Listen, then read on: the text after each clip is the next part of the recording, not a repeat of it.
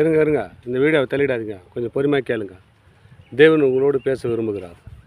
என்ன பேசுகிறோம் கொஞ்சம் கூர்ந்து கவனிங்களா.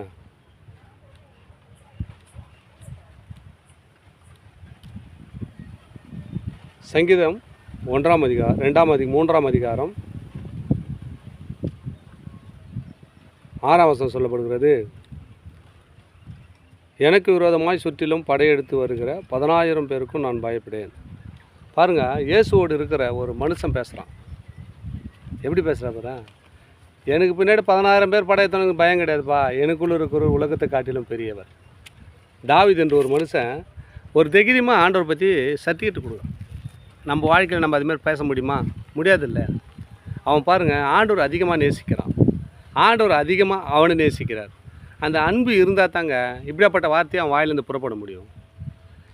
நம்ம வாழ்க்கையில் அதுமாதிரி சொல்ல முடியுமா? என்னோட கூட கற்றுக்கிறேன், நான் பயப்பட மாட்டேன் அதெல்லாம் இந்த பிரச்சனை பார்த்து நம்ம சொல்ல முடியுமா? சொல்ல முடியாது. எதனா ஒரு பிரச்சனை வந்து தாத்தாதுன்னு பயப்படுறோம். இங்கே என்ன சொல்ல, எனக்கு விரோதமாக சுற்றிலும் படையெடுத்து வருகிற 10,000 பேருக்கும் நான் பயப்படேன். ஏன்னா எனக்குள்ளே இருக்கிற உலகத்தை காட்டிலும் பெரியவர்ப்பா, எனக்கு சகாயர் அவர் தான், என் குடும்ப தலைவர், எல்லா சூழ்நிலையும் அவரை விடுவிக்கிறவர் அவர் தாங்க. நான் அவர் என்னோடு இருக்கும்போது நான் ஏன் பயப்படணும்? எத்தனை பேர் வந்தால் எனக்கு வேணும், என் பக்கத்தில் 1000 பேரும் என் வலது புறத்தில் 10,000 பேரும் வந்தாலும் விழுந்தாலும் நான் பயப்படேன். ஏன்னா இயேசு எனக்குள்ளே இருக்கிறவர், அவர் தான் இந்த உலகத்தையே கொண்டு போனார். அவருக்கு முன்னாடி எல்லா காரியம் தெரியும். நான் எதுக்கு பயப்படணும்? எவ்வளோ விசுவாசம் பற்றியா? இவ்வளோ பிரச்சனை வருது, பயப்படாமல் தைரியமாக பேசுகிற ஒரே மனுஷன் தாவீது. அவர் தான் சொல்கிறார், நான் 10,000 பேருக்கும் நான் பயப்படேன். எனக்கு விரோதமாக சுற்றிலும் படையெடுத்து வருகிற 10,000 பேருக்கும் நான் பயப்படேன். ஏன்னா எனக்குள்ள இருக்கிறவர் உலகத்தை காட்டிலும் பெரியவர். அவர் வந்தால் எவ்வளோ நேரங்க இந்த பிரச்சனை ஏமாத்துறோம் அப்படின்ற. பார்த்தீங்களா? நம்ம வாழ்க்கையில் கூட இயேசு முன் வச்சோம்னா எத்தனைப்பட்ட பிரச்சனை வந்தாலும் நமக்கு பயம் இல்லைங்க.